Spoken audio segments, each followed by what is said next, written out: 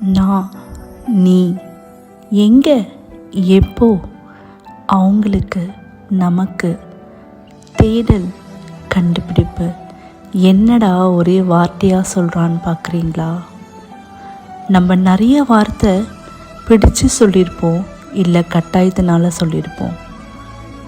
ஆனால் இந்த ஒரு வார்த்தை நம்ம மனசில் ஒரு சலசலப்பு உண்டாக்கும். என்ன வார்த்தைன்னு யோசிக்கிறீங்களா? அம்மா.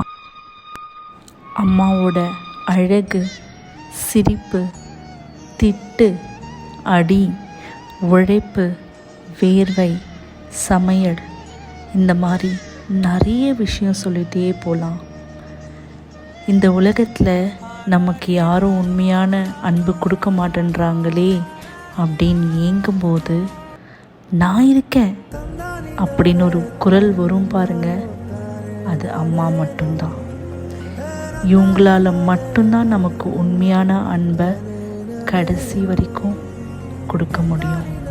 இந்த ஒரு ஆத்மா நமக்கான ஆத்மா எப்போவுமே.